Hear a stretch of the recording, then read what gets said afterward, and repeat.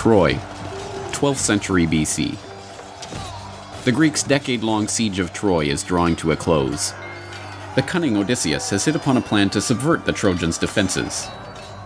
The Greeks build a giant wooden horse and then pretend to sail away, leaving the horse at the gates of Troy as an apparent offering to the goddess Athena. The Trojans, believing the gift will make their city impregnable, take it within the city gates. But it is a trick. Odysseus and his men are hidden inside the hollow horse, and they emerge during the night to open the gates and let in the Greek army, who have returned to take the city. The Trojans don't get a chance to learn from their mistake. The Greeks sack the city and massacre its inhabitants. The Trojan horse was the earliest recorded military psyop. The lesson of the story, recorded in the council to "Beware Greeks bearing gifts," is that we should not let down our defenses when an erstwhile enemy offers us aid. Today, that counsel is as useful as ever, but today's tricksters have donned the mantle of philanthropy, and their Trojan horses are not wooden statues, but non-governmental organizations offering aid to foreign nations. The bitter truth is that in a surprising number of cases, NGOs are the deep state's Trojan horses. This is the Corbett Report. In 2015, Kyrgyzstan made what might seem at first glance to be a surprising move. It canceled a cooperation treaty with the US that had been in place since 1993. The treaty granted tax breaks and customs privileges to organizations like the U.S. Agency for International Development, USAID, and gave their workers diplomatic immunity in the country. All of that came to an end after the U.S. granted a human rights award to Azimyan Askarov, an activist swept up and thrown in jail for creating a threat to civil peace and stability in society after the Uzbek riots in South Kyrgyzstan in 2010. Reaction from the usual Western outlets was swift and predictable. Kyrgyzstan has lost its mind.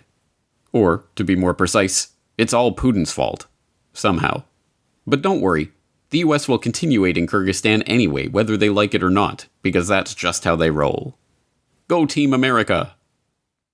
But Kyrgyzstan is not the only country to crack down on aid from foreign NGOs. In the last few years, a series of countries, including Russia, China, and India, have passed laws placing stricter controls on the operations of these organizations within their borders. Well, Russia is throwing the smackdown on poor little old NGOs, these charitable organizations that were set up. The reasoning behind them, that they might be trying to take down the Kremlin. The Kremlin is moving to ban the U.S.-backed MacArthur Foundation, George Soros' Open Society Institute, and 10 other foreign groups, calling them unwelcome organizations by law. They're also mulling over something called a patriotic stop list. Anyone caught collaborating with these groups, they're facing 6 years in prison. China has passed the country's first law regulating overseas NGOs or non-governmental organizations. The Chinese government always welcomes foreign NGOs to come to China to expand cultural and charity activities, and their achievements are highly spoken of by the Chinese authorities. But there are a few illegal exceptions in which NGOs came to China to harm its national security. The law covers activities of NGOs founded outside the Chinese mainland. They must register with public security authorities and declare where their funding is coming from.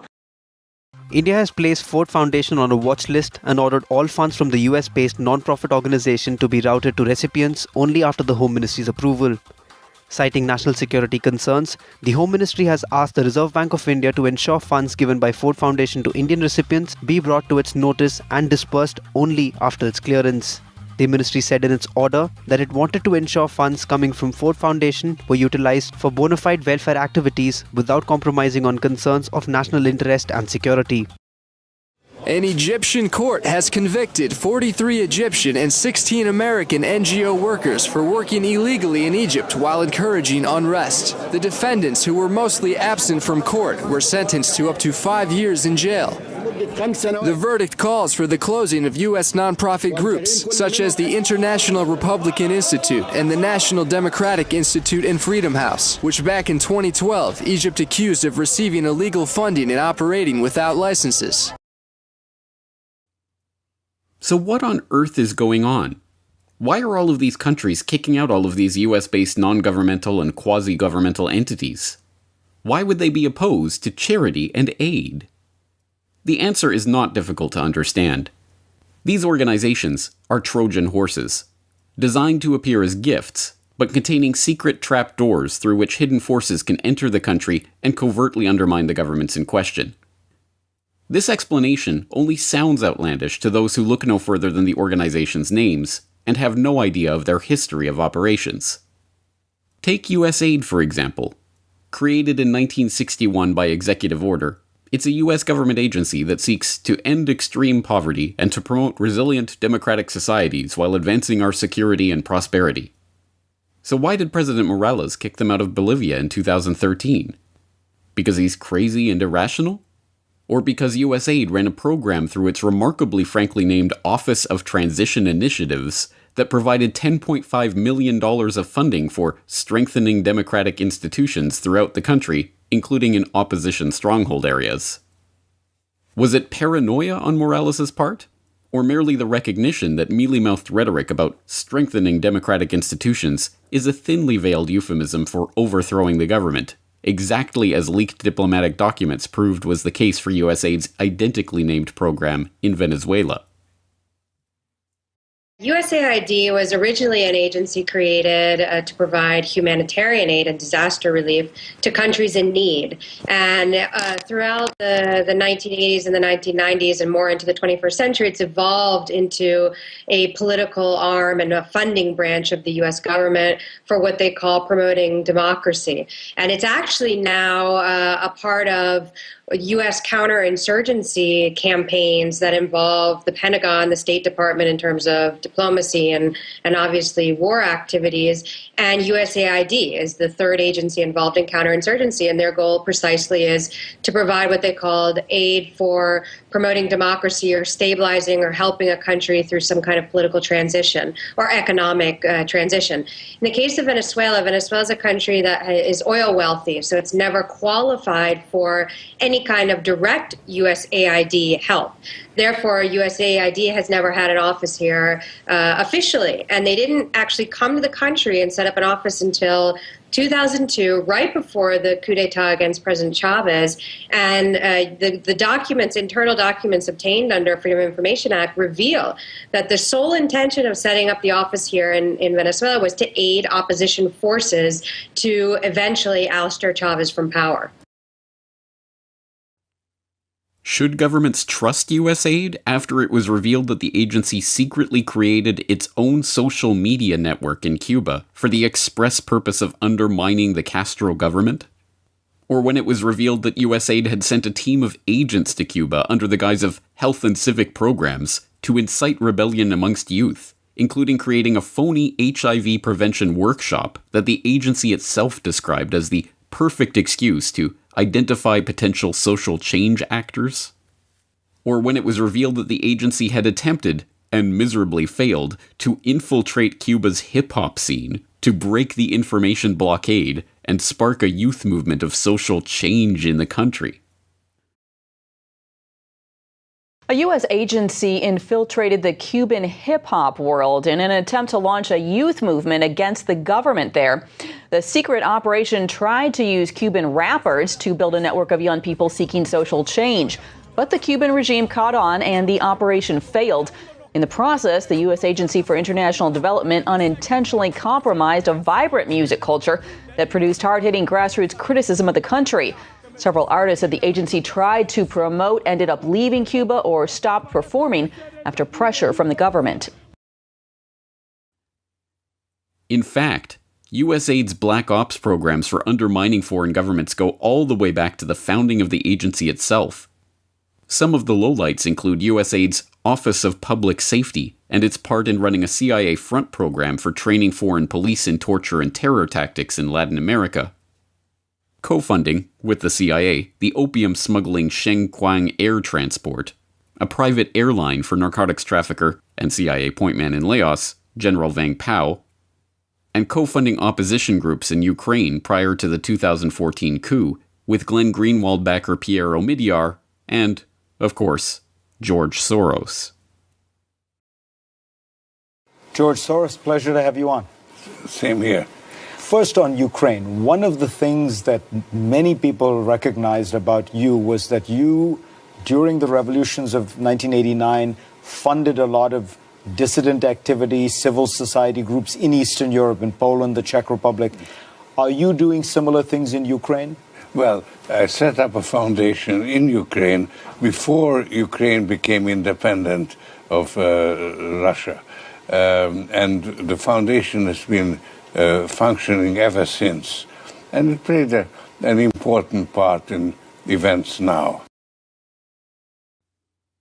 But this NGO Trojan horse problem is by no means confined to US aid and its associated organizations. Take the National Endowment for Democracy as another example. The official story is that the NED was created in 1983 by an act of Congress in order to encourage the establishment and growth of democratic development in target countries around the world in line with US foreign policy goals. The actual story is that the NED was created expressly as a front for funding CIA activities inside target countries, a fact that Alan Weinstein, one of the members of the study group that led to the NED's founding, openly bragged about in the Washington Post. A lot of what we do today was done covertly 25 years ago by the CIA, he was quoted as saying. Even more blatant is an admission by then-Director of Central Intelligence William Casey, who wrote a memo to the White House advocating for the creation of NED, but cautioning that we here at the CIA should not get out front in the development of such an organization, nor do we wish to appear to be a sponsor or advocate. The NED's participation in covert destabilization campaigns rivals that of US aid, and, like US aid, involves too many operations to detail them all here. Lowlights include bankrolling the Project Democracy program that became the core of Oliver North's secret government during the Iran-Contra years, manipulating the elections in Nicaragua in 1990 to oust Ortega and the Sandinistas, overthrowing the government of Bulgaria in 1990 and Albania in 1991, and backing every major color revolution of the modern period, from the Rose Revolution in Georgia to the Tulip Revolution in Kyrgyzstan and Orange Revolution in Ukraine a decade ago, to the recent, unsuccessful, Electric Yerevan in Armenia, and many others in between. What about Ukraine? I understand there are a few organizations that have been involved in Ukraine trying to disturb that government. Of course, we have visited on this subject quite a bit, but I didn't realize how much the NED is involved over there. And this is a big issue because I think the argument could definitely be made that NATO should have ended after the Cold War, but definitely the National Endowment for Democracy should have been ended after the Cold War. Instead, they say, like with every government program, no, now's the time we need more. But in Ukraine, just this past year, this is an interesting article written by the president of the National Endowment for Democracy. He's president for life.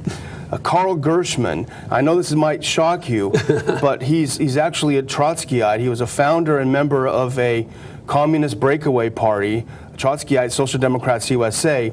He wrote an editorial in the Washington Post September of 13, just before the events happened in Ukraine.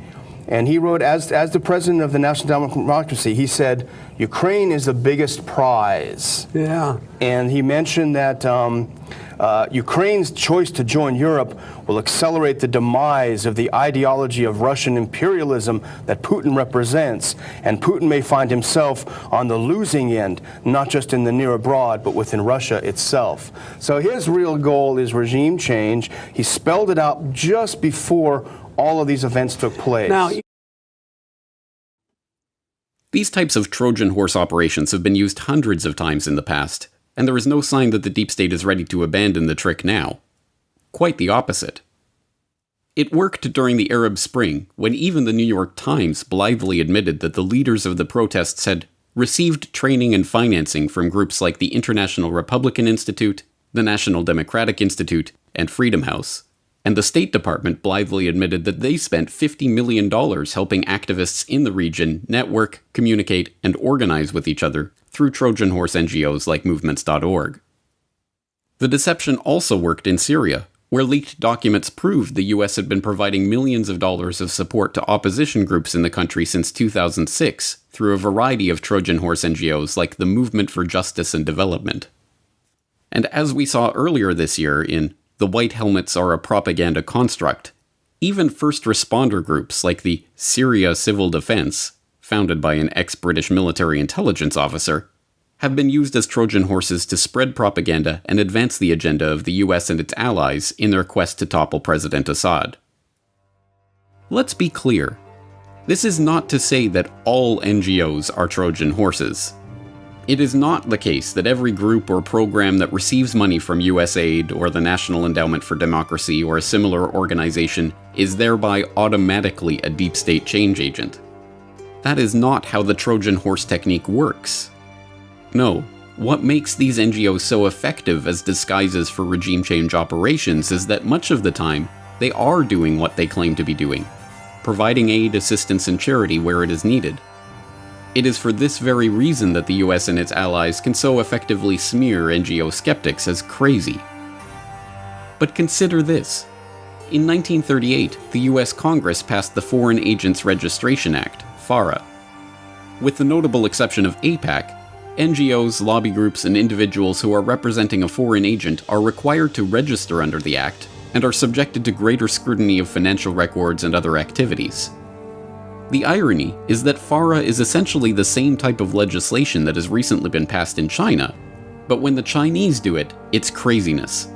When the US did it 70 years ago, it was just good common sense. Once again, the hypocrisy is evident for those who wish to see it. If there is any good to come out of this, it is that the public is increasingly aware of these types of covert activities.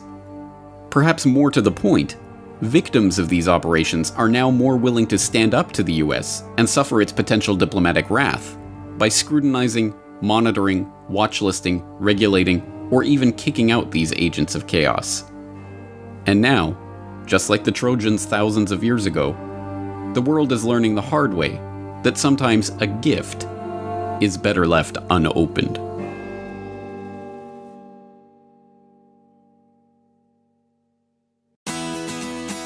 The Corbett Report is brought to you by the Corbett Report subscriber, a weekly newsletter featuring James Corbett's International Forecaster editorial, recommended reading and viewing, discounts on Corbett Report DVDs, and once a month, a subscriber-only video.